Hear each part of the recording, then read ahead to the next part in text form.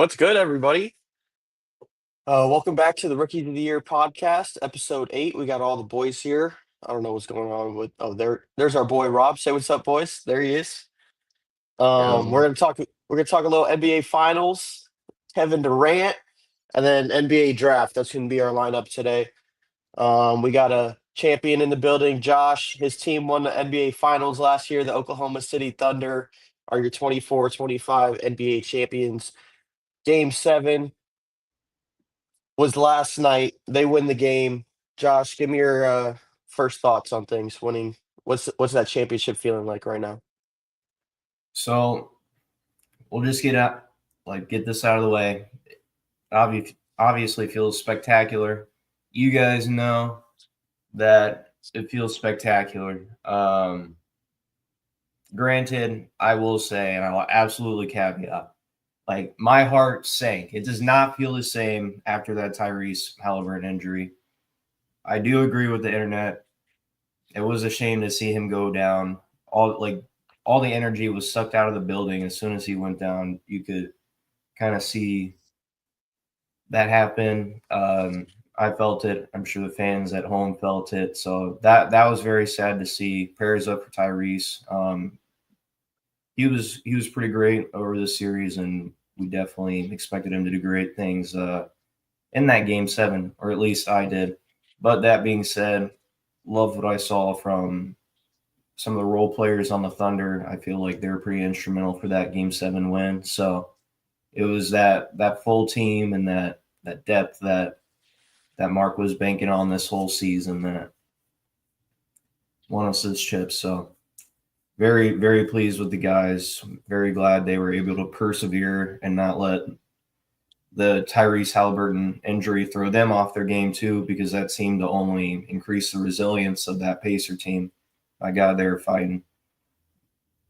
But overall, good game, good series. Heard so much talk about this being a bad series from big market fans. What happened? Y'all gonna have Yeah, to let me know. What happened there? The turned only out to thing be one that's of the the best Amazing finals in presentation. years.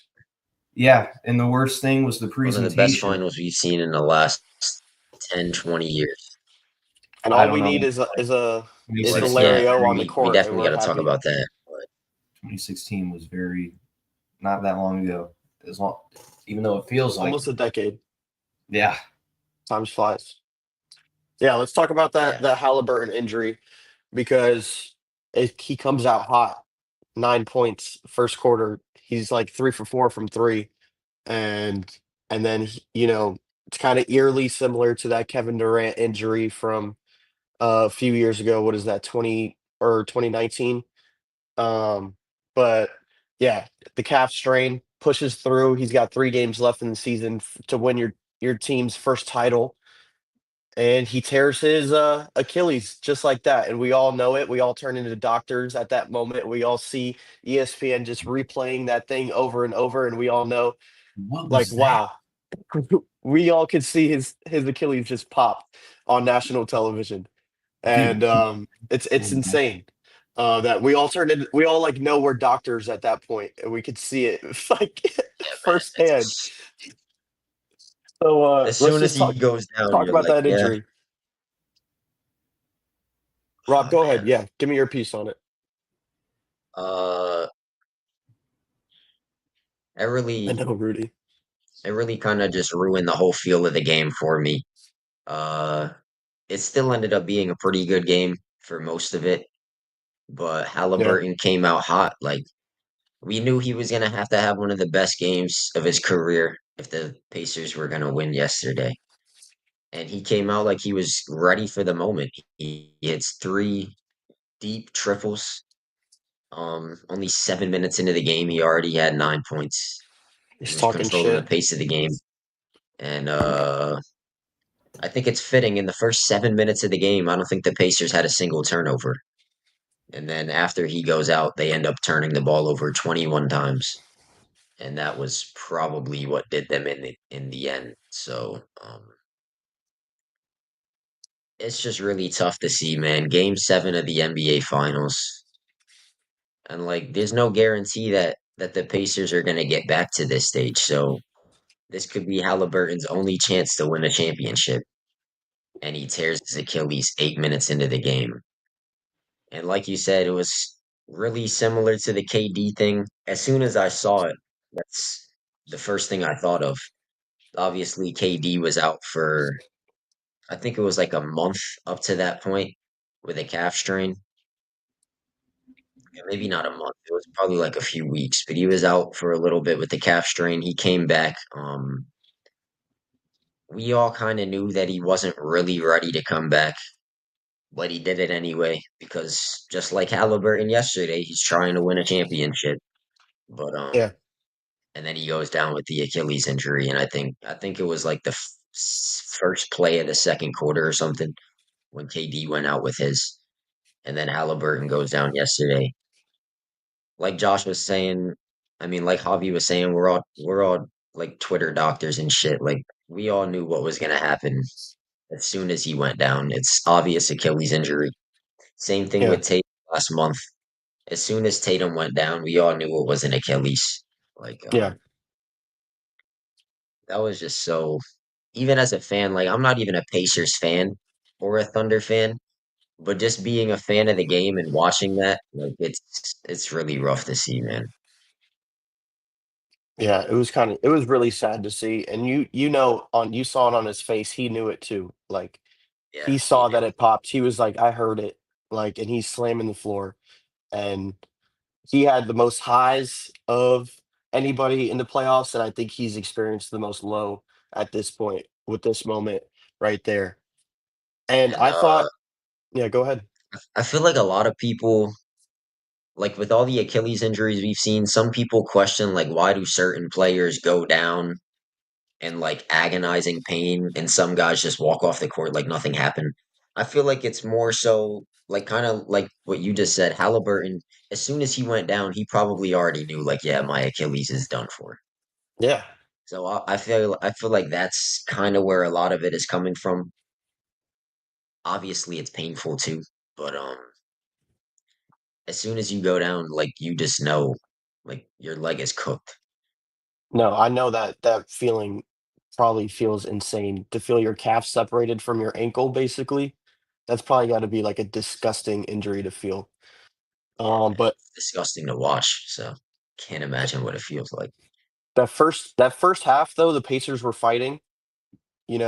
I was like, if they weather this storm and are not down by like 20 going into half, they might have a chance to kind of come out in the second half and make some adjustments and put on a fight. But they're actually they're up one going into the third quarter. And then you see that third quarter where they just go ice cold and nobody can get a bucket. And the only person for the Pacers that can score is TJ McConnell. So talk about that OKC third quarter. It kind of like that was just Thunder basketball. Nobody could score on them. They're getting out in transition. They're hitting three pointers everywhere. Talk about that third quarter, Josh. So, like you were saying, Javi, that Thunder basketball kind of came into play in that third quarter. We saw a lot of that defense to offense. We saw Chet getting into the paint, fighting everybody, driving. I mean, that boy Benedict Matherin was kind of turning into a demon late in the third, early in the fourth. We had McConnell just attacking, attacking, attacking, and he seemed to be really the main threat that quarter. So it was about shutting him down and trapping him and kind of making him feel uncomfortable because he was still hitting those shots. We couldn't get him to stop hitting those shots for whatever reason. Um, and mind you, shout out TJ McConnell. He was Yeah. spectacular as well. Sorry, I'm gonna do this. The Pacers, I am very impressed by how well they played throughout the entire series. That's game Yeah, finals. I wanted to talk about that at some point. Like, my goodness, the officiating was god awful last night. It Game was a seven little. NBA finals, second half should have no officials. Like fourth quarter should just let them play street ball. You guys get the hell out of here. But go ahead. They let one team play street ball. So third quarter, I feel like the game. the game kind of changed when it was 56. It was 56 up. Then the Thunder hit a three. Then they get a steal. Then they hit another three. Then they get a steal. Then they hit another three. And like Josh was saying, they just turn defense into offense. You get three straight triples off of turnovers. And just like that, you go from a tie game to a 9 point lead. And from that point on, the Pacers kind of struggled to get it closer than like 7 to 9 ish. Yeah. So that I feel like that stretch, and that was only like a minute and 17 seconds of basketball when they went on that 9-0 run. Hmm. So yeah, I feel like that kind of reflected what we saw with the Thunder all year. They come out in the third quarter. That's when they really lock in on both ends of the court, especially the defense. And then, you get all those steals, it's going to turn into easy buckets at some point. And they finally started hitting their outside shots in the third quarter. And that's really what changed the tide of the game. They couldn't shoot the ball in the first half. Second half, they start hitting their threes and they put the game away. Yeah, their defense was locked in the third quarter. That's what I saw. That's what I'll remember about this Thunder team is that defense and just them swarming everybody. Let's talk about our Aurasaurus SGA, Mr. Finals MVP, Mr. Wins everything, wins MVP, scoring title, Western Conference MVP. Is SGA on his way to being an all-time great in the face of the league? Are we witnessing it firsthand? Start us off, Josh. Well, he did have a pretty historic season. He was one of only four players to win MVP, Finals MVP, and maybe it was the scoring title. Yeah, I So, think it is. um, absolutely remarkable stuff from him. While, mind you, being one of the top-rated defenders in the league by defensive rating. Obviously, that's going to be biased because the team defense is good, but it speaks for itself as well as his stocks as a guard. But remarkable season from him. That game 7 was a little bit underwhelming scoring wise, I thought. Yeah, He did excellent dishing out the ball on in contrast to whatever was it like the game 5 where he had like no assists. So Yeah. They get 35 points, no assist. yeah, And last night he had 29 and 12. doing excellent actually distributing the ball and making timely shots was what he was doing. He was shooting the air out of the ball a little bit, but yeah, for his sure. teammates were picking it up in places, which was good. Obviously, went to the win, but he did well enough, and he was commanding the offense. Kind of what I was talking about earlier in the series. Yeah, I did see that, Yes, Rudy. That I yeah, did that see was that. it's pretty sad. I'll agree. Refs Even as a just turned a blind eye the whole night. It's TJ's like, what the fuck? He's literally looking at the ref. Like, why are you letting this happen? It's hilarious. I, bro, the refing was so bad last night. Josh, you have anything left to say about SGA? I If guess not, new we'll move to Rock. franchise. I guess because he Yeah, brought home the ring. He's got to So, be.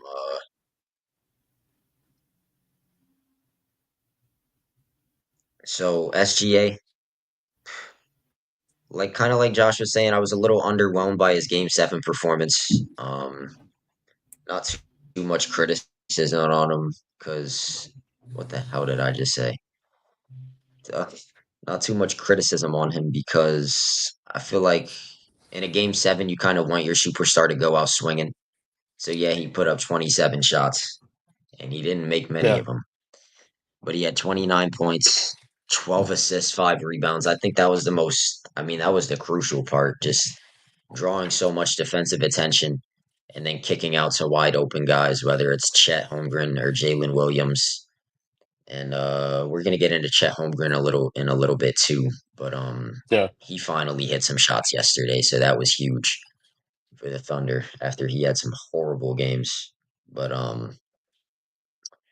it was a good defensive performance from SGA and a playmaking masterclass to kind of offset the off shooting night. And after the Pacers, after Halliburton went down, the Thunder really didn't need to score much yesterday. They kind of just had to hold down the fort defensively, and Yeah. that's what they did. They hit enough shots in the second half, and SGA was the main catalyst as he has been all season. But as for the big picture, Face of the NBA. face of the league, face of the NBA talk, I feel like that's so narrative based. In my opinion, of course, he can be the face of the league. He just won an MVP and a Finals MVP in the same season. Yeah. But I feel like I feel like they're still gonna try to push for it to be somebody else. The media is infatuated with Campman, so we'll see. hmm But He's not the face of in the course, NBA to me until he wins an All Star MVP like my boy Jason Tatum. Then he can be the face of the NBA. oh yeah, man. But um, of course, SGA. I mean, he's on his way to being an all-time great. Obviously, we don't know what the future holds. Right. There's a guy in Boston that was on his way to being an all-time great, and now he tore his Achilles. Obviously, you can't predict that SGA something like that's going to happen to him, but if he stays healthy, then I think he's going to be one of the greatest guards this game has ever seen. Not only, I mean, we already know he's going to put up the numbers. He's been averaging 30 even since the team was horrible. Yeah. So he's going to continue to put up the numbers, and they got a team around him that can win multiple championships. So he can really just continue to stack up these accolades. Josh, did you have anything to say? I saw you grinning and cheesing over there. Oh, sorry. I was just looking at our Sonics fan in the chat. Oh, he's a Sonics fan talking about Rudy. I have no idea. Oh, It's just, saying that SGA can't guard. yeah. Well, I mean, all these comments have been about. GA can't guard. I missed that Uh, comment, Yeah, but that's an really insane bad. statement. He's not terrible on defense, but he could play some defense. I will say that. I think he's I think his defense is overrated, but it's very good. He's a Yeah, very good defender. he's not going to lock down somebody's best player on offense, but No. I feel like Make it some people hard. talk about him. I feel like some people think he's like one of the best defenders in the league, which I think is crazy. But he's still a really good defender. it's just he He's in shoots the those upper passing echelon of lanes. guard defenders. Yeah, he shoots those passing Oh, lanes, and he's very long and lengthy.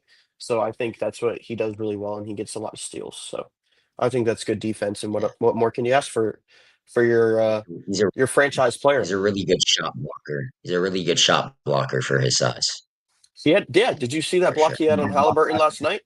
yeah. Yeah, that was run into the lane. He comes in, steps in, sends that shit. Let's talk about our boy Chet. I would say he's kind of had an up and down finals a little bit. Oh, yeah. Had some flashes, had some really bad games too. But I think that game seven kind of silenced some haters with what he was doing offensively, defensively, 5 blocks, getting rebounds. I think, yeah, let's talk about that.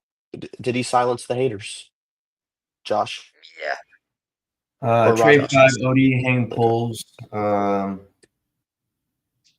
Yeah, he probably do it. A little bit of that. I mean, you're probably never going to hear the end of it, especially until he puts on some weight and then everybody's complaining he's too hefty.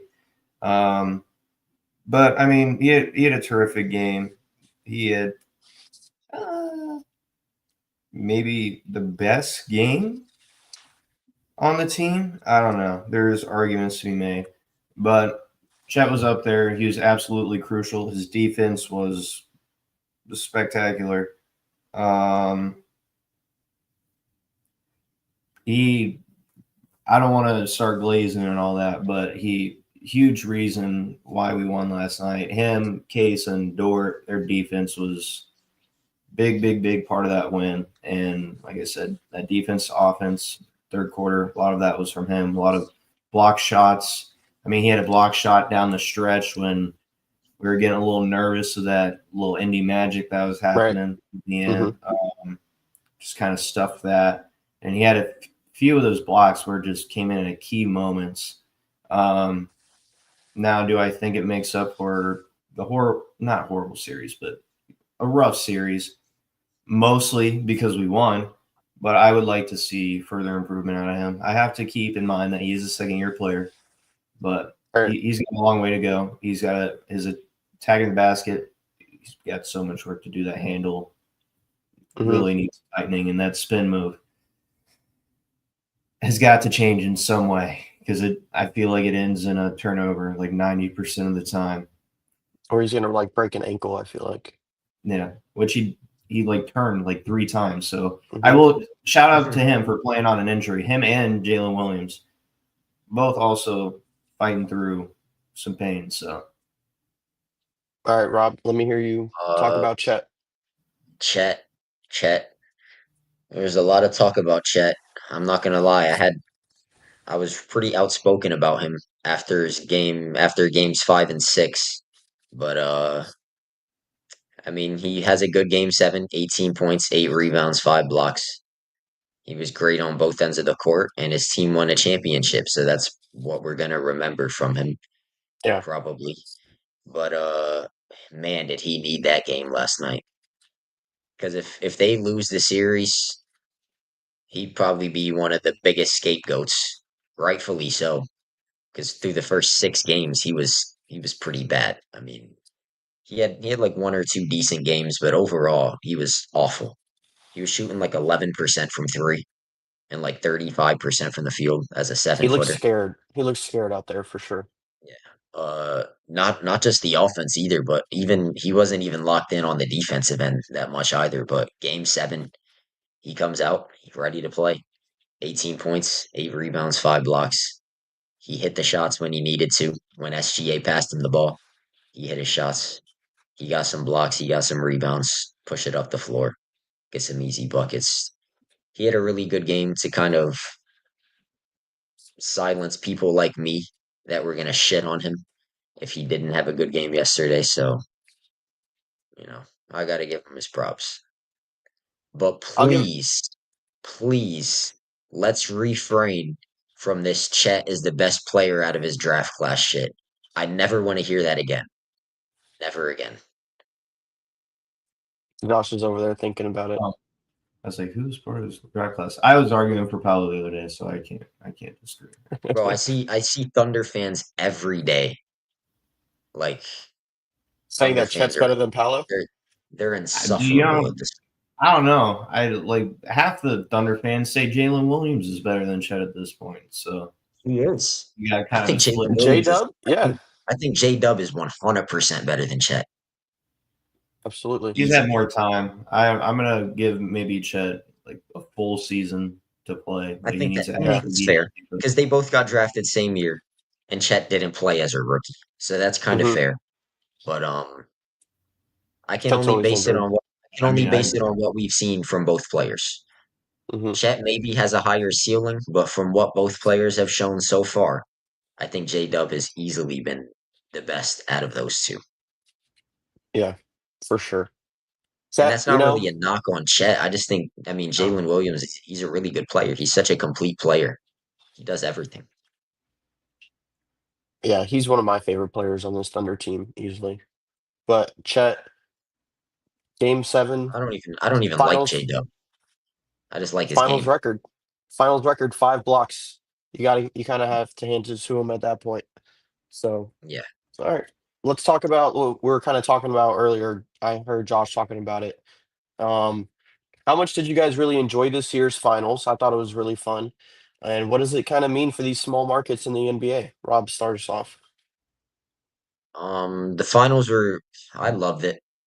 I kind of, before the finals even started, I was one of the guys saying, screw all the talk about it's going to be a bad finals because of the ratings or whatever. I don't care about the ratings. I don't, Hmm. I don't work for the league's freaking front office. I'm just here for some good basketball.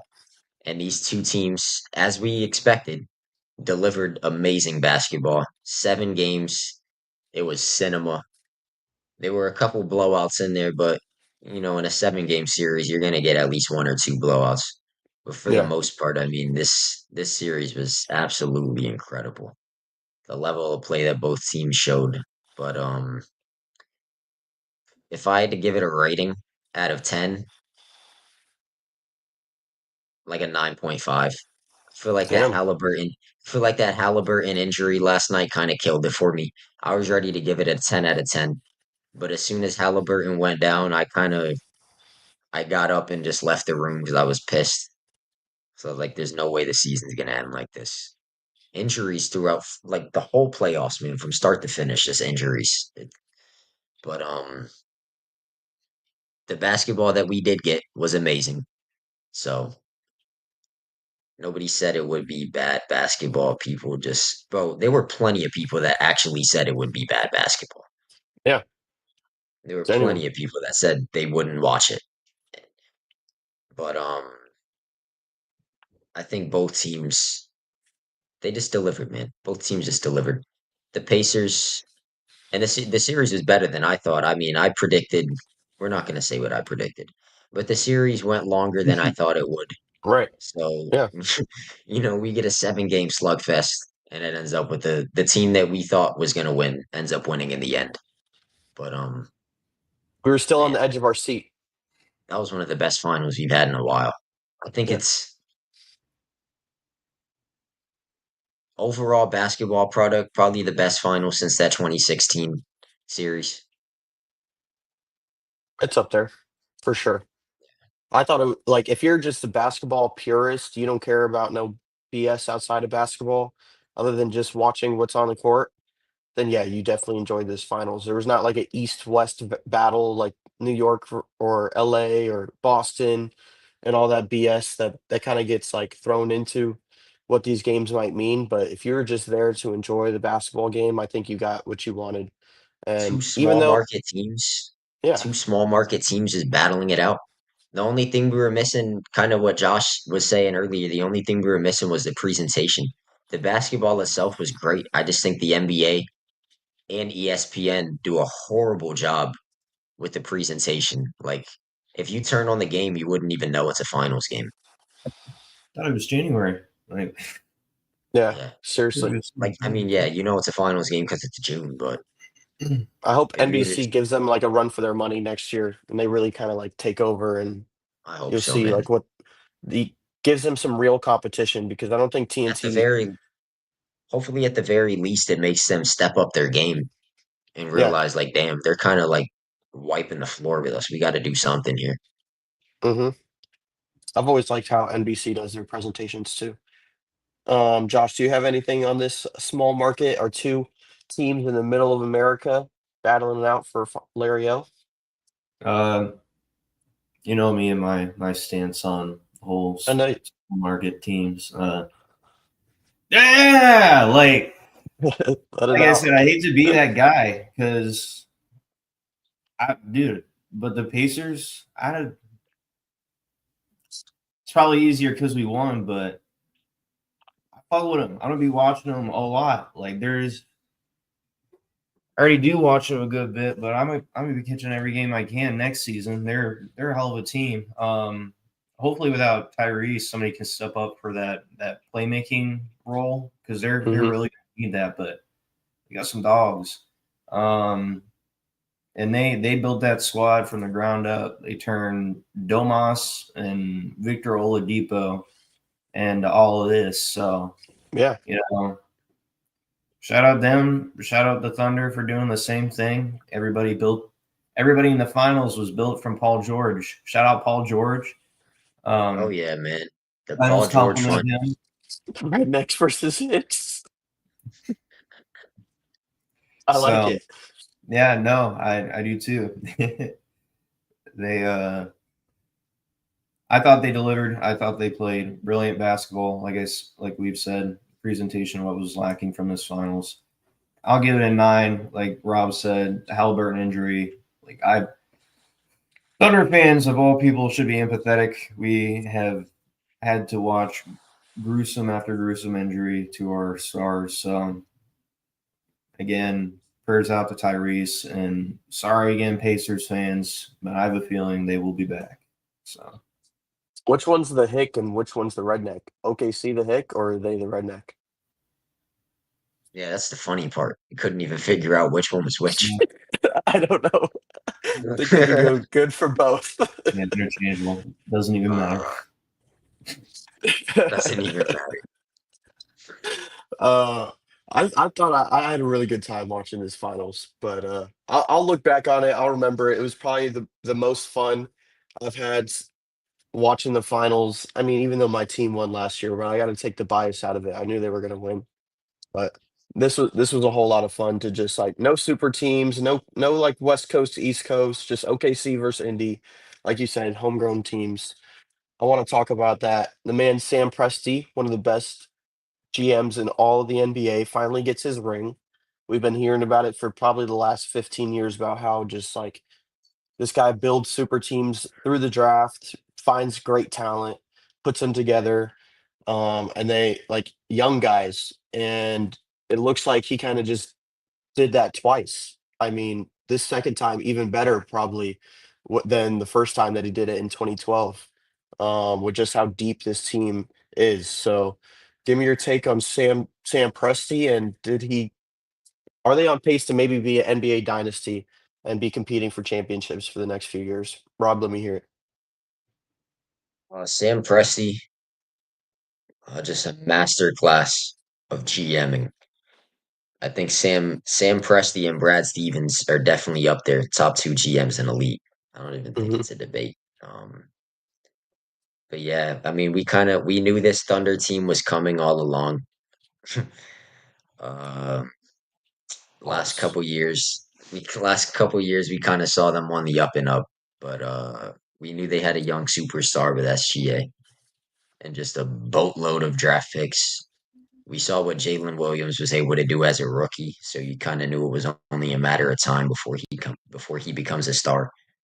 And then Chet Holmgren, obviously missing his rookie year, but he comes back and he's been playing great basketball. But even with all the even with the way obviously they built this team through the draft and with everything, but you got to give him credit, man. He went out last offseason and he made the moves that they needed to win. Hartenstein and Caruso. I think you take those two guys off of this Thunder team, and I don't think they win this year. Definitely not. No, So no. he went out and made the necessary moves, especially Caruso. I mean Hartenstein did his job too, of course, but I feel like Alex Caruso especially really impressed me throughout this entire playoff run, just showing that championship experience, giving You his win a team exactly finals what they and needed every your season. average age on the team is 25. It's insane. Yeah, I think they're the second youngest team ever to win. I have no clue who the first. I don't know Me who either. the youngest team is, but I know the It's Thunder actually is the I know who second it is. youngest. It's that Trailblazers team that way back when in like the Mhm. 70s. That makes But sense. Back when Gene was a baby. yeah. Was Junior yeah, I thought he was in college. And Yeah. Gene was yeah, working on by the his career back '70s, then. by the '70s, Gene was Oh, probably before he working jumped on out. getting to college. Um, Sam Prest. I mean, you can't say enough about the guy. He built a fantastic team. He was patient. He didn't try to force his hand or anything by making an irrational move, trading away a bunch of assets for an aging star or something like we've seen many other teams do.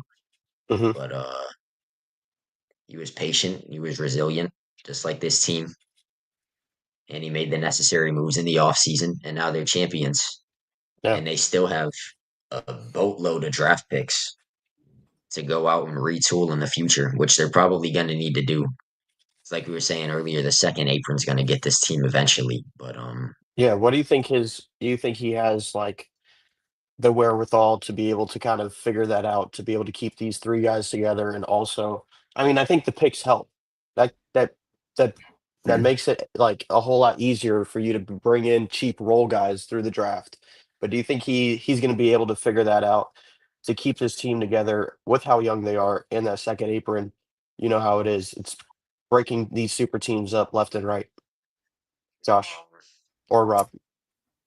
I feel like I mean, obviously, I'm not an NBA GM, but the whole contract stuff is probably a little bit different from stockpiling all your draft assets and stuff. We're kind of dealing with something a little bit different. But he's such a great GM. I don't doubt that he's going to be able to figure it out. Um, they have a little bit of time too. They're probably gonna run it back the exact same team next season as they should, but maybe 2 more years, 3 more years, and they're definitely gonna have to make some moves. But like you said, they have so Josh, many draft picks. I mean, this team is they're gonna be set up for the next decade, whether it's with the current roster they have or with a new roster. all right, Josh, let me hear you. So shout out Sam Presti, doing a lot of shout outs this podcast. He's made some trades that obviously have not been good, and then he's made some moves, especially this season, that led to a championship. So, got to give credit where credit's due. He's been one of the best GMs in sports, in my opinion, since I've started watching the Thunder Hmm. a couple years after they moved to Oklahoma. And I'm just blown away by the process, like what he was able to turn from what was it, his time in Seattle into the dynasty we have. Well, not have, but could potentially have. Uh, could they have a dynasty? Absolutely. I think they're propped just about as well as anybody, like the Spurs, maybe right now, uh, between young talent and picks. It's going to be hard to stop this team. This core has already won a championship. Uh, do I think they're going to be making a lot of money? Yes. Do I think they're going to make an outrageous amount of money? I mean, Chet's going to have to get a lot better Hmm. to be getting that big payday. I think J Dub has probably already secured that with the All With the All NBA NBA, yeah. selection. Yeah, but Chet's got a little ways to work, I think, for that big payday. But he was smart. He got our role players. He got Wiggins. He got Isaiah Joe. He got I can't think off the top of my head, but he's got some of these role players that will be experienced NBA champions in the future that'll still be on our roster. I haven't even talked about Nikola Topic.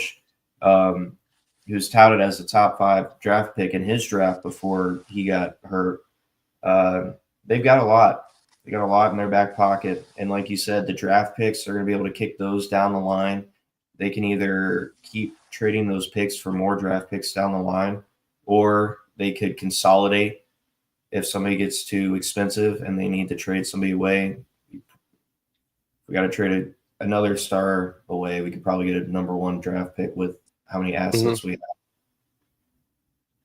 I just think you guys are going to be like the king of just bringing in these role guys, like bringing them in and out of this team and bringing them to go win championship teams. You know how it is when you're on that upper echelon of teams in the NBA. Players want to go over there and or like players leave from those championship teams and go get paydays. I think that's just like how it goes, and I think those picks are going to be able that they can bring in new guys and or get more picks if they trade away somebody that's kind of on their way out for that team. But I don't really see that. I see this team being like very together. You don't see that like that beef or like that JB type like headlines in the media where they're like trying to break them up. That I think everybody can just see that this team enjoys himself. Um, but yeah, my Yeah, last the thing, I'm gonna chemistry. go ahead, Josh. Sorry about that. The chemistry is there. Like this Yeah. team, I don't want to be like, oh, I think they'll take pay cuts, but I think they'll be willing to accept a little less money to keep the group they have around, unless just there's some drama that they manage to keep behind hidden doors. I don't know, but you know, they look like a little bit older AAU team, if you ask Hmm. me. So Right, for sure. vibes are there. I feel like everybody in Oklahoma is going to feel confident about this group that we have. So I'm excited going forward. I'm I gonna feel go like off if you're a script a little bit. Thunder, I feel like if Go you're a ahead. Thunder fan, you're probably hoping Chet doesn't make All NBA. Because if Hmm. he makes All NBA, then you got to pay him more. Right. You don't want him to get a max contract as well. Yeah, I want to go off. you I want need to to go pay off him as script a little little money as bit. possible. I want to talk about this kind of like what if factor with this Pacers team, and do you think that they're going to have a chance at being able to compete for championships, or is this kind of like bitter taste going to be stuck in their mouth for a long time, and these Pacers fans are going to look back on this one moment where they were leading in the NBA Finals at one point, Game 7, and kind of everything crumbled with that Halliburton injury. Ron, Um, it's really tough to say because of the Halliburton injury. Because I would say that they can come back next year and compete again. But but you can't. Halliburton, with the timing of the injury too, like we're already at the end of June, bro. Yeah, Like if this happened 2 months ago, Halliburton can probably come back late next season. But we're already almost in July. Like he's gonna miss the entire next season. And how good do you think the Pacers can do in the regular season without him? Like not that good. even if they make the playoffs, I don't think he can come back for the playoffs. Like ten months from today would be right around the start of the April. first round. Yeah. Like you're not gonna bring a guy back from an Achilles injury in the playoffs. Like, you got to bring him back at least like a month before. I feel like give him some time to ramp up and everything. So next season's basically a wash for the Pacers. And then the year after that, 26, 27 is when, if you're a Pacers fan, you're hoping you can return to contention. But they got a lot of good young pieces. So I don't see why they can't do it. But it's gonna be tough, man. There's gonna be a lot more teams in their way 2 years from now. And I feel like next year was kind of that year where the East was going to be a bit more wide open. Hmm. So with Halliburton getting injured now, it's going to be that would have been a golden opportunity again next year. And now that's gone for them. So, it's going to be a golden opportunity even more so now for other teams. We could get into that later, but it's going to be rough. I wouldn't be surprised if they don't get back to the championship with this core. Me either. Go ahead, Josh. Uh, I think. Well, I think Tyrese's impact is superstar, whatever you want to say. Like I said, he commands the offense of this team, and this team is, well, they've played great defense this playoffs. But aside from them, their identity is their offense and their ability to just keep firing and overwhelm their opponents with their batches of scoring.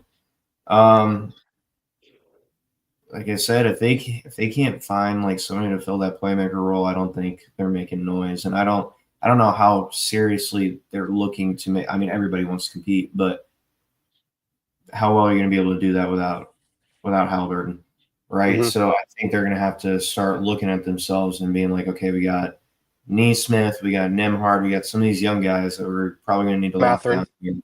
Matherin. We're going to have these young guys we need to lock down. Siakam's going to be 33 by the time And Tyrese is able to. Halliburton comes back. Yeah. So do they move off of Yeah. Siakam? What do they do with Miles Turner? He had another underwhelming season, but He's a free agent this year too.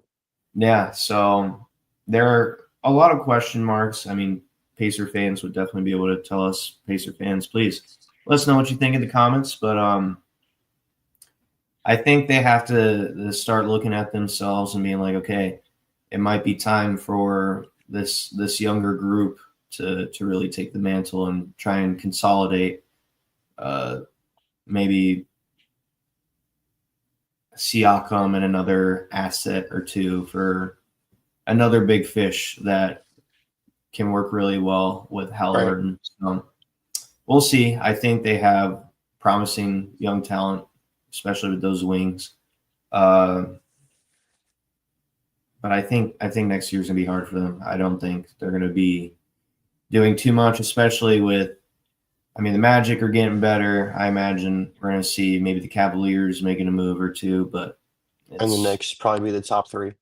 yeah. So it's it's gonna be a tough time for them. I think if anybody can do it, I think it's gonna be that team because I mean they've shown us Right. this postseason, but yeah, it's gonna be really hard. I'm big on that Tyrese Halliburton bandwagon, and he like Rob said, the timing of it too, end of It's awful. June. Man, I don't think he's coming back next season.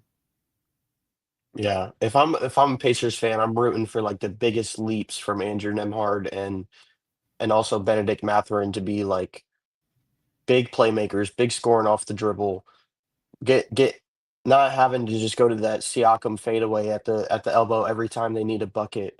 Like be able to keep initiating that Pacers offense that we all know and love that really makes the game fun. But all right, I think that's going to kind of wrap up our finals talk. We had one other big move on that Sunday yesterday. It was kind of afternoon time, and we get the Shams bomb that we haven't had in a few days. Kevin Durant to Houston. We get a big haul, or some people might not think it's a big haul, like Rob. But you got the number 10 pick. You got Dylan Brooks. You got Jalen Green, who they'll probably flip, and 5 second rounders. It seems like Ishaba was just like, give me 5 second rounders to make it look like I got a humongous haul. Because I saw 5 picks and I was like, oh shit. And then I saw second rounders next to it and I was like, okay, this is really nothing. So let's talk about, is Houston going to be a threat in the West? Are they going to be in that top three echelon with the OKC, with the Denver, with the Minnesota? Or are they in that like 4 through 6 range? What do we think about Houston and their threat in the West? Rob, start us off. All right, we'll start with their contender status. I'm right with you, Josh. He made the craziest face when you mentioned top three upper echelon. I mean, They're number 2 in the West this year. I think. Well, okay, keep going, Rob. they were number two in the West, but they were never the second best team in the West. Okay. Like there's a big discrepancy. Um, I think the team is really good. Like the team is going to be very good. They're going to win a lot of regular season games. Yeah. Their defense was already elite. The only thing they really lacked was the offense. So you get rid of Jalen Green, who's just a volume scorer anyway. He's going to give you 20 points on 20 shots, and he's not going to give you anything else. So, and honestly, Jalen Green, I think you can replace him with Reed Shepard anyway. You drafted Reed Shepard with the number three pick last year, and you basically had to send him down to the G League because you didn't have Hmm. any room on your roster, Yeah. which that's another reason why I think the Rockets fleeced the Suns, but we'll talk about that after. Um, so you're gonna replace Jalen Green with Reed Shepard. I feel like those kind of cancel each other out. I'm not a believer in Jalen Green at all. And at that point, you're basically replacing Dylan Brooks with Kevin fucking Durant, bro. With a guy that's been 50, 40, 90 for like the last 20 years. Yeah. His whole career. I don't think this guy shot under 50% since like 2011. That's His literally the year. mid-range, his mid-range might be the best we've ever Is it seen. really? Damn. Yeah, that's literally the year. That was the last year he shot under 50%. He hasn't shot under That's insane. 50% in like 14 years, bro. Like this guy's the model of efficiency. His mid-range might be the best we've ever seen. Hmm. And then his three-point shooting, like he's shooting 43% from three still last year. He's been shooting over 40% from three for I don't know how long, probably not 14 years, No, but it's been a good amount of time. And then if you send him to the free throw line, he's automatic there too. Like this is arguably the best scorer the game has ever seen, Right. added to a team that all they really needed was offense. And I don't think he's going to hurt their defense either. I don't think he's as good of a defender. He's definitely not the defender that Dylan Brooks is, but he's long, he's athletic, so he can kind of fill in some gaps there. He can block some shots from the wing spot, and then he can jump into the passing lanes. And when you put that with the other four guys in their lineup that can defend, well, maybe other three guys in their lineup that can defend, Fred ain't defending shit. Fred's all right. I mean, give Fred some he's a credit. decent he's a decent He's a defender. tough little guy. I mean, all right. I I got you on mean, that. I think with the Rockets, it's not so much about their individual defenders. It's more of just the team defense concept, which Hmm. is another reason why this team is dangerous. Like you can't even look at any other guys. I mean, there's a few guys on the team that you can look at. But overall, you're not looking at that team up and down the lineup and saying, yeah, this guy's an elite defender. This is an elite defender. This is an all NBA defender. Like they just play great team defense. It's that So I Ime think system. Kevin Durant fits perfectly into that. All they needed was offense. He's going to give them a lot of offense. I still don't think they're contenders. Like they're going to be really good. They're going to win a lot of games. This team's not beating the Thunder at the very least. And we'll see. The Rockets have the second, they have the second best odds after that Durant trade. They skyrocketed to the second best title odds for next season. That's Over insane. Cleveland? Wow. Yeah. I would think I think Cleveland and New York would be 2 and 3. Yeah. Josh, give me your take on if Houston's going to be a threat in the West. So, kind of going the opposite way, Rob. I think, and I don't honestly, I forget the other teams you mentioned, but like after the Nuggets, I think this makes them easily the third best team in the West. I don't think it's particularly close. I'm with Rob in the fact that they really didn't lose much. I mean, they had a million assets to begin with. They lost that number 10 pick was probably maybe that biggest loss from the trade, Hmm. but they kept Jabari Smith. They kept Tari Eason. They kept Cam Whitmore. They kept Reed Shepard. I mean, they kept all the names that you thought would maybe have to go and a trade for Kevin Durant. And those are the guys I believed in. I was saying ship out Jalen Green with the addition of Amen. I thought should have happened his rookie season. If anything, I'm a little bit scared for when they add a playmaker. I think Fred VanVleet is a good playmaker, but I think they need like floor general. That's what that team lacks, if anything. I think the offense was there, just kind of dormant, sleeping. Like it's going to be unlocked with somebody's going to play make for that team. But I mean, the potential is ridiculous. They are also one of those teams that's ridiculously deep. And sorry to be contrarian here, Rob, but that Bari Tari defense, that wing combo was one of the best in the league. So they've got guys that can defend the ball. Amen, we all know he's a dog on defense and offense. They're now adding Kevin Durant. I'd be very upset if the Thunder lose to a Kevin Durant led Houston Rockets team. I will be very upset. And I think it could happen. They have the depth to match up. I think it's coming back. It's going to be Houston, Spurs, and OKC again out west for a little while. They got the assets. They got the good young guys now. It's going to be good defenses, good offenses for better part of this decade. I still think they can be one of the top 3 seeds in the West. I think. Yeah. And actually have a good playoff run next year. Like I think that puts them. They went Game 7 this year with the Warriors, and Jalen Green was basically a non-factor in those last 3 games. You know what I mean? Sengun had one of his best playoff runs.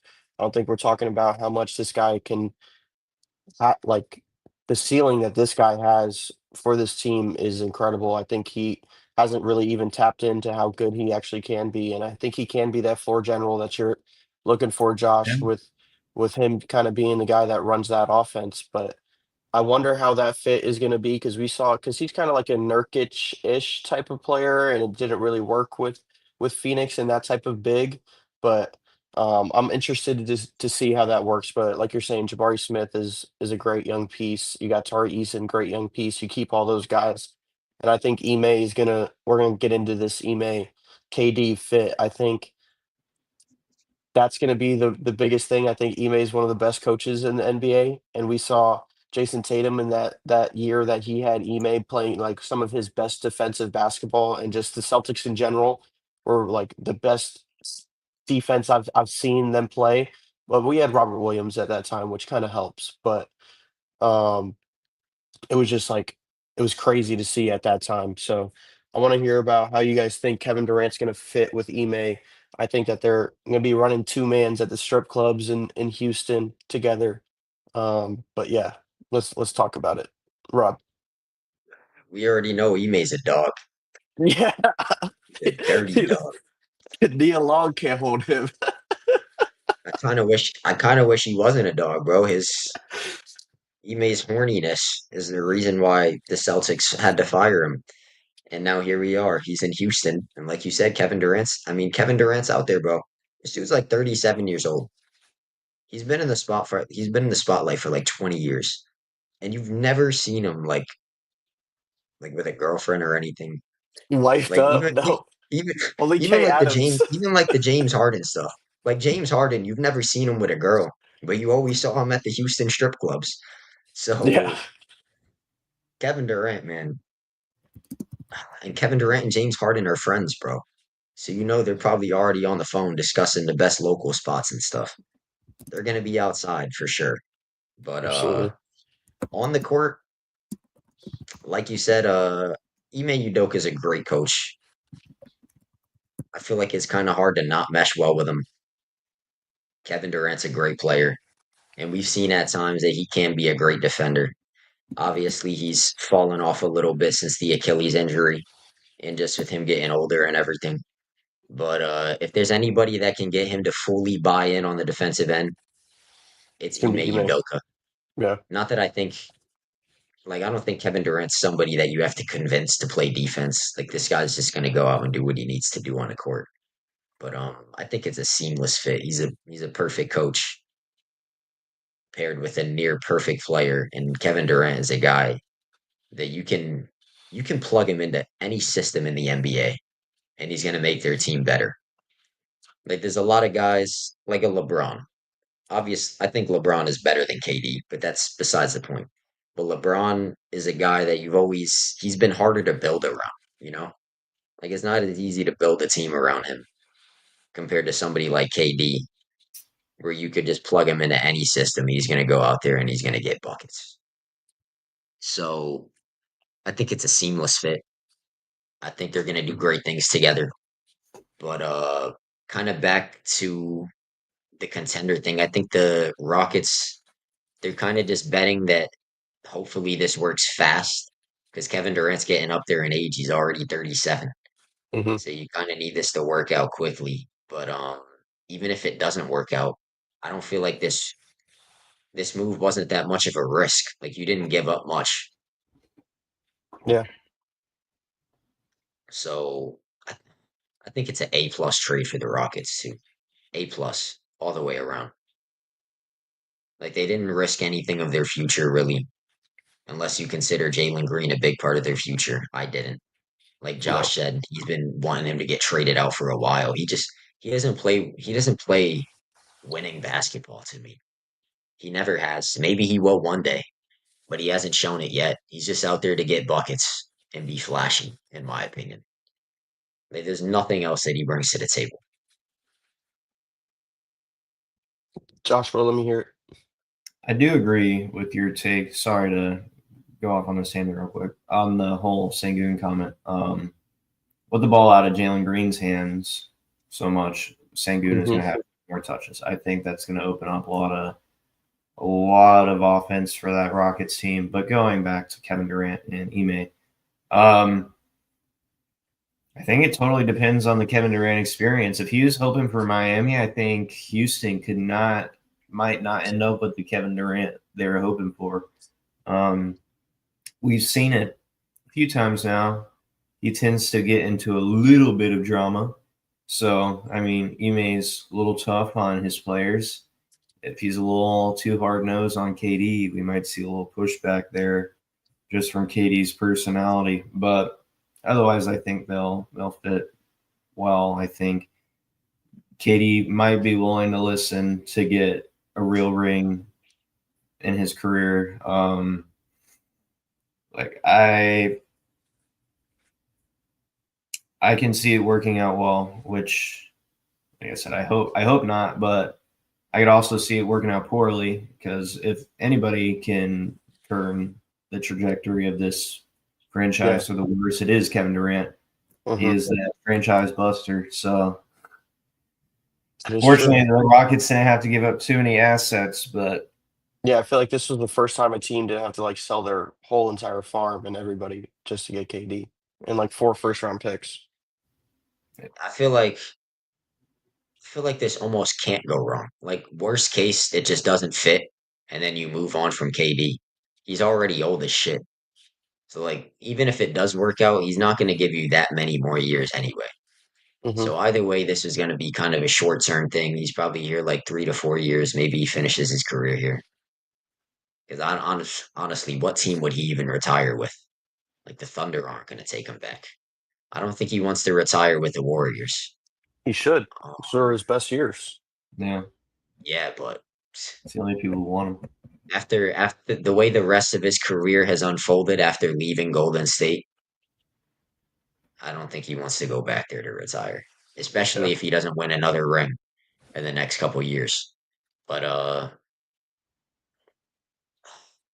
He's getting like old and he's got that big fat contract. So that's what I think ruins these teams at the end of the day is they can't Mm-hmm. really build too much around a 37-year-old guy who's making $50 million.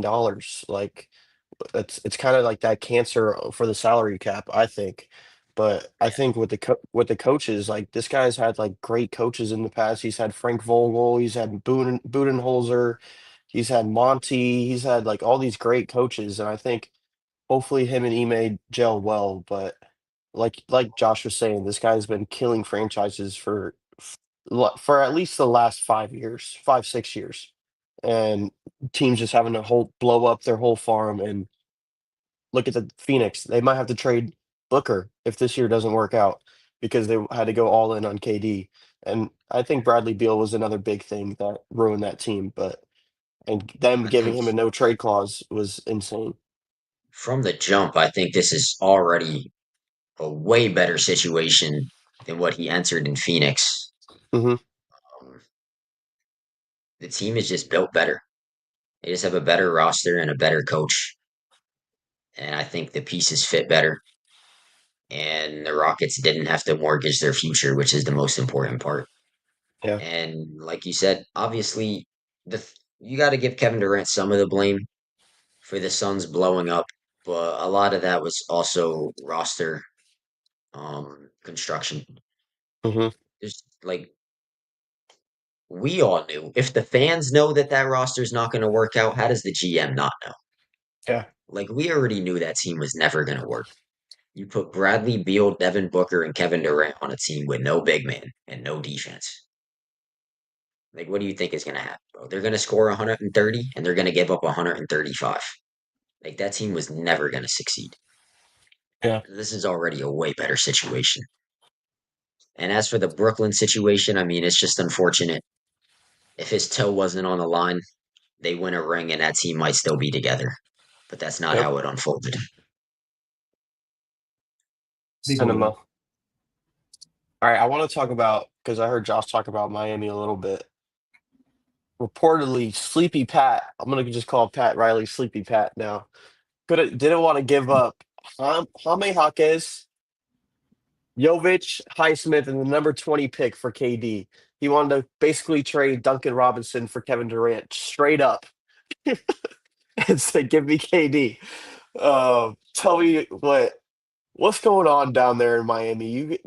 You put KD. You have a chance to put KD with Tyler Hero, Bam Adebayo, Andrew Wiggins. Like that's a solid core, and you might even be able to go trade for somebody like Drew Holiday or another point guard to put on that team. Bro, give me your take on Miami and them just like shit in the bed on this whole thing, Rob. I mean, I have to assume Pat Riley's thought process was if this isn't going to win us a championship, then why do it? Yeah. Because other than that, I feel like there's no reason not to do it. Obviously, if they would have dealt for Kevin Durant, which they could have easily if they wanted to. Hmm. Obviously, we see Kevin Durant went for fucking almost nothing, bro. So he easily could have gotten him if they wanted to. They didn't want to. So you just got to figure out what the reason is. I think they just didn't think that they were going to win a championship with KD on the team, which It's not crazy. I kind of agree with. Hmm. I don't think that makes them instant like championship favorites. But like you said, if you go out and get KD and then you go out and make some other moves to try to fill out your roster, then this is a team that could definitely compete next year. You got Bam Adebayo, one of the best two-way centers in the league. You put Kevin Durant out there with Tyler Hero, who's a microwave scorer. Not just a microwave scorer. That's kind of disrespectful, because he really elevated his game in every level this year. Hmm. Playmaking, efficiency, even started to play a little bit of defense, which is, like I'm not gonna lie, Tyler Hero kind of surprised me this year, the way he developed and really completed I his agree. game. But if you go out and get Kevin Durant, I think they would have needed to make other moves to become contenders. And then there's still no guarantee that you win a championship. But I mean, you got to take the gamble, I feel like, especially next year with the East being as wide open as it is. Give Obviously, these Heat fans some type of hope, bro. They got no with the hope right Tatum now. injury, we don't know what's going to happen with the Celtics. Obviously, we're hoping that he comes back late next season. And then you can't really say the Halliburton injury because the trade was already completed Yeah. by the time Halliburton got hurt. But the East is so wide open. Even before the Halliburton trade happened, I mean, even before the Halliburton injury happened, the East was wide open. So I feel Yeah. like the Heat should have just looked at that as an opportunity to go out there and pounce. And for some reason, they didn't. And I don't think they would have had to give up that much. Like the Rockets only gave up Dylan Brooks, Jalen Green, and one first round pick. I'm not talking about the 5 second rounders. Like nobody cares about that. Yeah. Those But picks are how many gonna be, Hawkins, Jovic, and Highsmith? They're all guys that come off the bench. They don't even start for them. yeah. And he's basically treating them as untouchable franchise players. Now, Jaime is a guy that I would have tried to keep. I don't blame them for trying to keep him, but Jovic and Highsmith, like, come on, bro. If you got to give up one of those two guys to get Kevin Durant, even Hawkins, that's a guy that I would want to keep, but I don't think he showed me enough last year to say that he's untouchable in Kevin Yeah. Durant trade talks. Right. Absurd. I think it's just the Heat being the Heat, bro. This is how many years in a row that they've been in talks to get a star player. They're the favorite for like every star player that gets on the market, and they don't sign any of them. So they swing and miss again, and now they'll be in line for the next star. We'll see who it Love to is. see it. Maybe Devin Booker. Maybe. Robbie or Josh, sorry. So I was seeing reports that uh, Kevin Durant wasn't moving without Ware moving to Phoenix. So that's why, at least I thought the trade didn't happen. Do I blame them? No, not necessarily. They just watched two other teams got their teams for Kevin Durant and it not work out. So I would also be a little apprehensive as well, especially Hmm. when like what Rob was saying, what you were saying, like I think you would need an extra move like that Drew Holiday guy um, to really complete that team. But I think at the end of the day, maybe what Rob said, they didn't think they could compete like that with Kevin Durant leading the way. So maybe they're just like he's 37. This isn't our guy. Um, like I said, I can't blame him for that. I wouldn't want him either. I don't. So Yeah, probably. keep him far I away from think my I team. think they probably didn't make the wrong move. Obviously, Heat fans are just disappointed because they're the favorites to get every single star player, and they swing and miss almost every single time. But in the grand scheme of things, I think it's probably best that they just wait and try to see who's available. Maybe there's somebody available later this summer. So you're just waiting for a bigger fish, not just a bigger fish, but somebody that's younger. You need to fish from the fountain of youth. Um, I think what's really telling about this is that Miami obviously is looking like it's pretty telling that they're going to rebuild and that they're not going to try to and like shoot for a big star to try to like make them championship contenders. That they kind of realize that this is a younger team. But yeah, that's kind of my piece on Miami. I don't really think that KD was really the best fit. I think that they were just kind of, trying to get their fans around or excited about something that they might do in the offseason, but I don't think Kevin Durant was the right move for them. Do you guys think that this is KD's last shot at winning a title? We can keep it short and brief. Yes. He's getting up there in age. I mean, I feel like it's now or never kind of. He's got to hope that this team turns out quickly. And a lot of it's gonna come down to how fast can these younger guys develop like Sengun and Amen Thompson and Tari Eason, Jabari Smith Jr. If they can all make leaps next season, then there's no reason why this team can't compete as soon as next year. Because, like you said, they have a really good roster. But I think I said earlier that I didn't think they could contend next year, but honestly, they can. It's going to come down to the development of all the younger guys. Yeah. I think KD's not going to be an issue here. I think he's going to come out and he's going to hoop like he's been hooping for years. That's what he says. All he wants to do is hoop. He doesn't want any drama or nothing. He just wants to hoop. So he says. So we'll see. We'll see how it turns out next year. I'm a big believer in Amen Thompson and Alper and Sengun. So I think it might turn out really well. Jabari Smith Jr. probably returns to the starting lineup. Hmm. So you run out a lineup with what? Fred Van Vliet, Amen Amen. Thompson, Kevin KD. Durant, Sengun, and Jabari Smith. Hmm. That's a freaking lineup, bro. It's a solid squad. I think Yeah. Jabari Smith still has like some leaps. I think he's really good defensively, but leaps and bounds. I think he has that like Evan Mobley type of like ceiling, but he hasn't Yeah. really tapped into that yet. But he kind of has that build that he can be able to fit into something like that. Um, do you have anything on? Do you think this is Katie's last shot at winning a title, Josh? Yeah, and this was the best situation for him, if not San Antonio. This Hmm. was it. Um, not much to it. Yeah, he's getting old. He was on a pretty fantastic team, so yeah, he's not going to a better one after it, probably anyway. All right, that'll kind of wrap up our KD section of the whole of this week's pod. We're a rookies of the year pod, so we're gonna talk a little NBA draft. We got some upcoming rookies coming into the league. We got the draft on Thursday, right, guys? It's Thursday. Yeah. Thursday, Friday. It's a Yeah, 2 day thing now, which I think is kind of stupid. But so stupid. they kind of wanted to copy the NFL and have it as a multi-day event. Obviously, they're just trying to get more money out of it. Yeah. But Why the nobody's gonna watch the second round of the NBA draft on Friday. Did they do that last year I for think they did. Bronny? Yeah, because I feel like Bronny was on a separate day.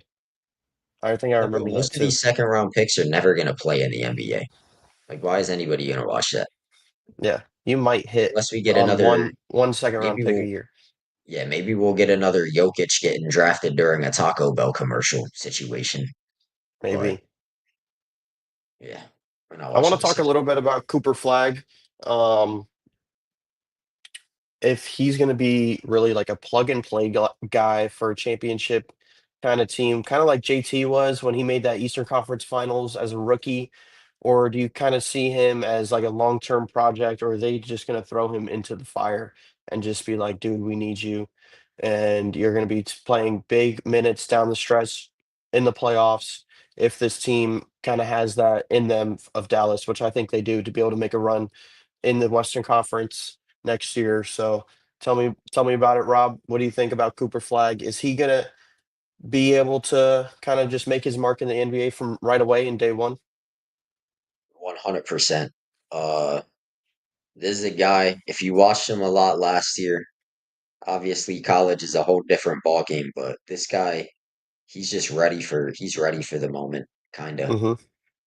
Um, he does everything on the court. He can score at all three levels. He's a really good defender. I think that'll translate well. Just the length and everything. He has a really long wingspan. He blocks a ton of shots, gets in a passing lane. He's a good on ball defender, too.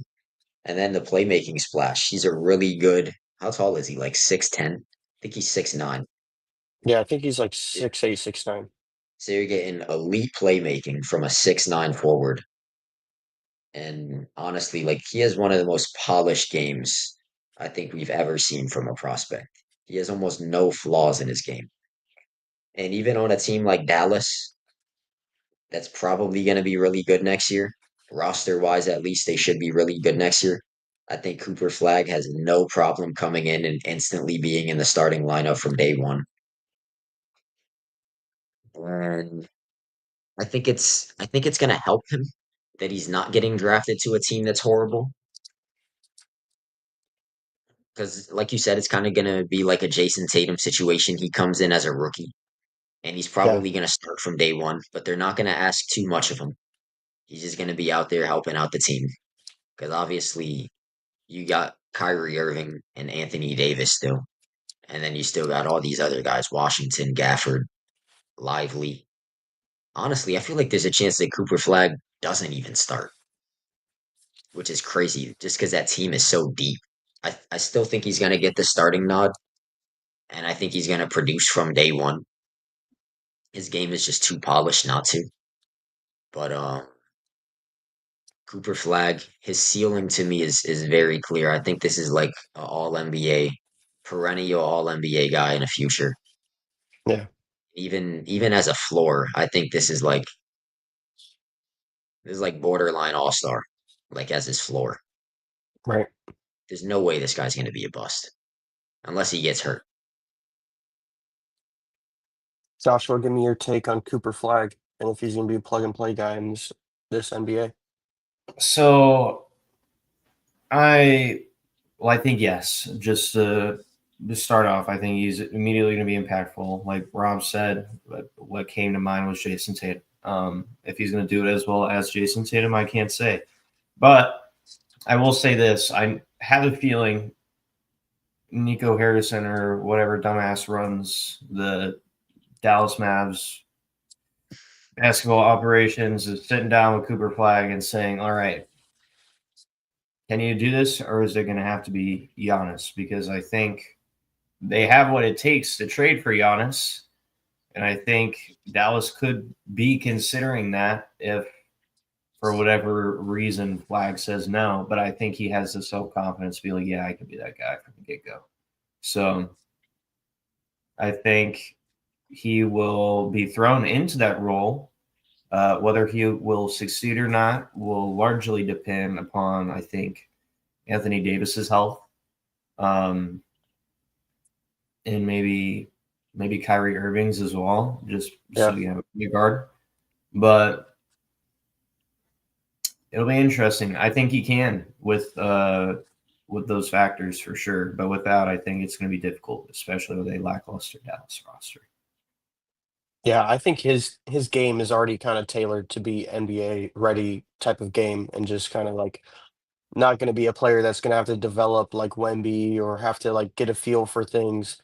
He's been playing this high level basketball. I mean, he played in the Olympics, kind of practice, kind of played in the Olympics last year. So with other NBA and the top guys around the NBA. And I think like defensively, I think that's where he's really going to shine. I think he's really good on defense, and then he can be a cornerstone on defense. But I see his career kind of being like that Jason Tatum, where maybe not right now he's a franchise player, but in 5 years he's going to obviously turn out to be their franchise guy. But he doesn't have to be like the number one guy on the Mavericks like he would have had to be on every other team he would have got drafted to. Like he would have had to been the guy on every single team, trying to get every single bucket, and that's a little bit more pressure on a younger kid like him. But I think he actually is going to go to the right team and go to the Mavs and be able to kind of develop and to be what they need him to. Do you have anything left on Cooper Flag, Rob, before I move on?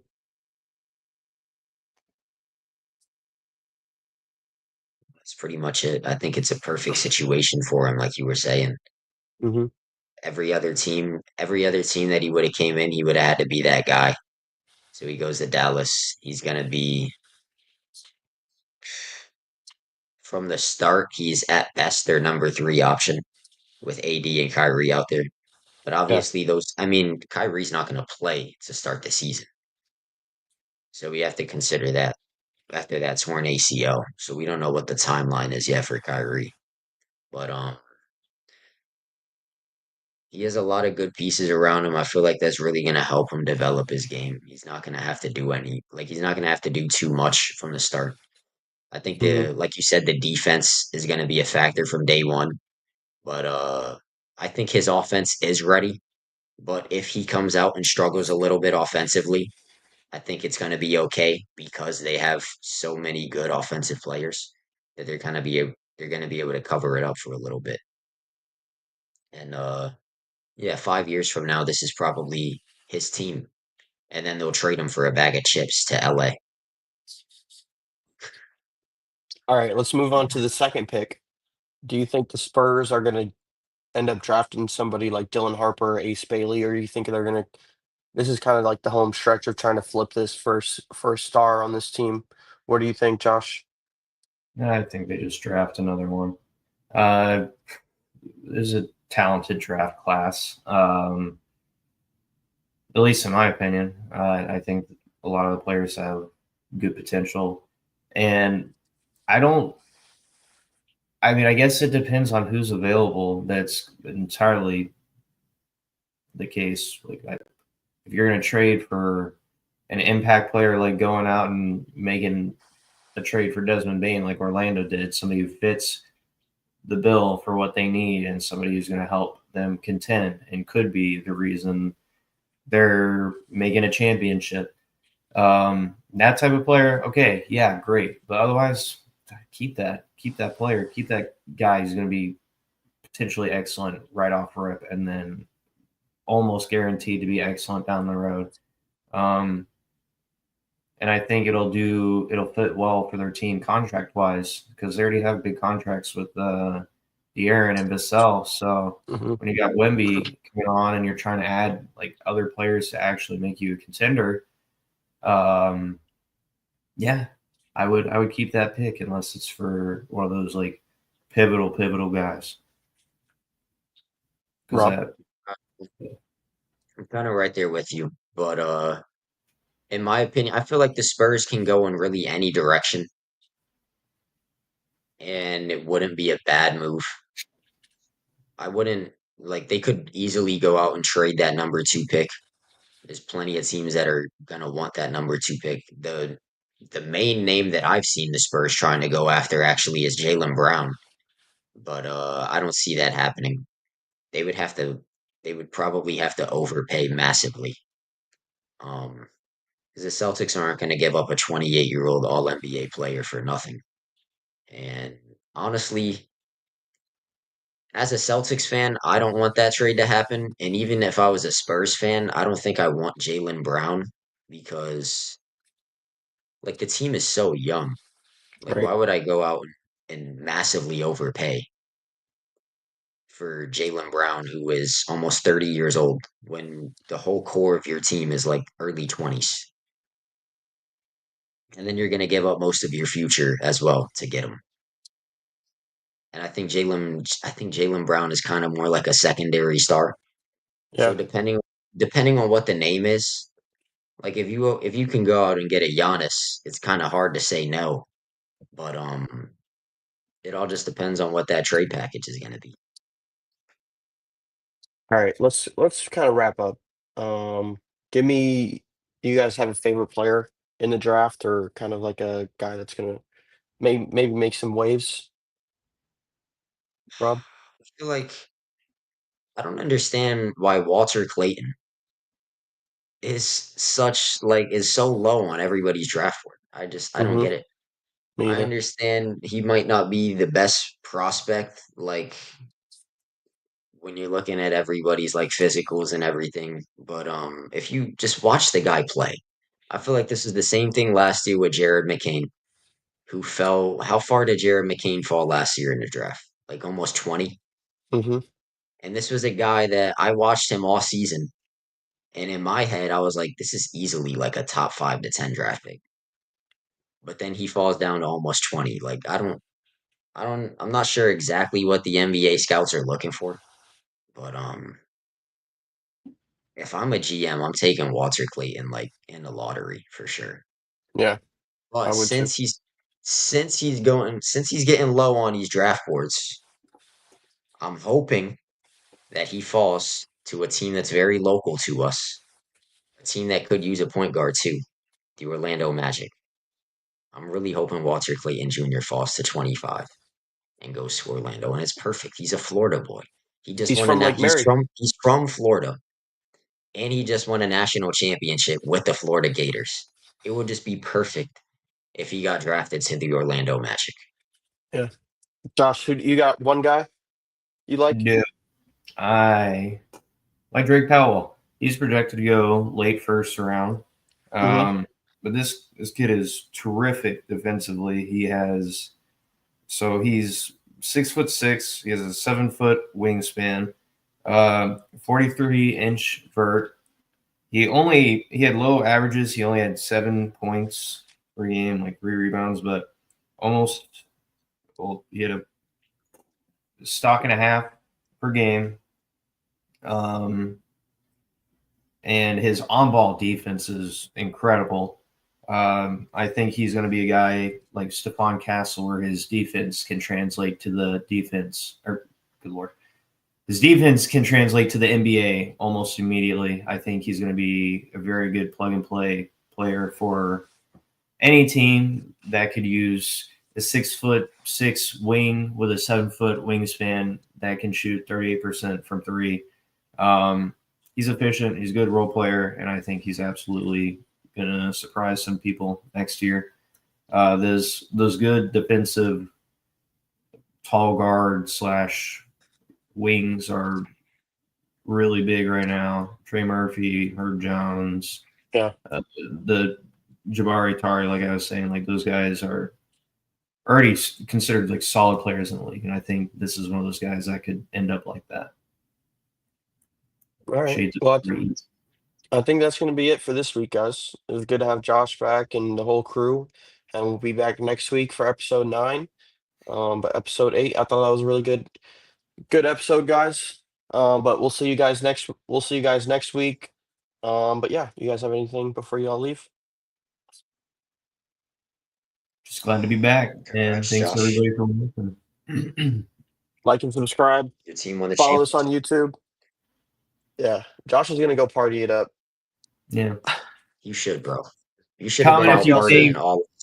Shay's a free throw merchant. If I was you, I would have came on the pod hungover. All right, Yeah. I'm gonna do the Lamar Jackson intro.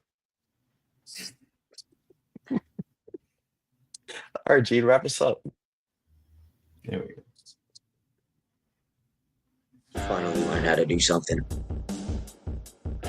They're gonna put me in a Lamar Jackson edit. I'm surprised I didn't get benched this episode. Proud Right. of you.